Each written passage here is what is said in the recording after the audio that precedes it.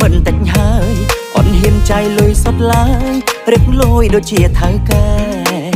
ឲ្យទៅជួបស្រីស្អាត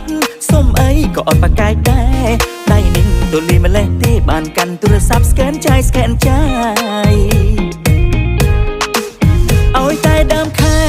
ចង់បានអីខ្ញុំទិញនឹង scan ចាយវឹងមិនដែលគិតគូវែងឆ្ងាយហើយបើបានគេបញ្ជោ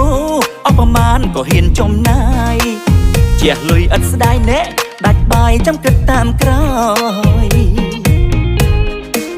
អាយយអាយ៉ាគង់ដូចជារៀងស្រាលតែមកធ្ងន់ក្បាលហេលហាលដូចជាខ្សោយឃើញខ្ញុំភ្លឹកព្រោះខ្ញុំអស់លុយចាយហើយអ្នកណាក៏ដោយជួយយកខ្ញុំទៅចាំផងគ្រូទីខ្ញុំថាអាវ៉ាខែនេះឯងឆុង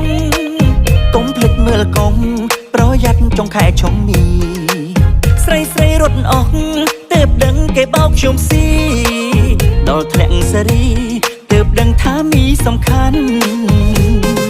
អាយយគ្រូទីថាឆុងឥឡូវឆុងមែនព្រឹកឆុងថ្ងៃឆុងល្ងាចក៏ឆុងទីឈុតម្លឹងខ្ញុំឲ្យ10លើ10ឥឡូវឆុងរបស់គាត់មែនឆុងមីឲ្យតែដើមខែចង់បានអីខ្ញុំទិញនឹង scan ចាយវឹងមិនដែលគិតគូវែងឆ្ងាយហើយបើបានគេបញ្ជោអស់ប្រមាណក៏ហ៊ានចំណាយ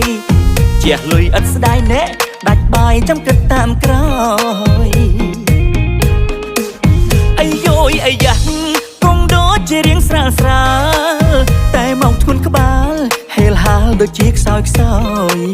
ឃើញខ្ញុំភ្លឹកព្រោះខ្ញុំអស់លុយចាយហើយអ្នកណាក៏ដោយជួយយកខ្ញុំទៅចាំផង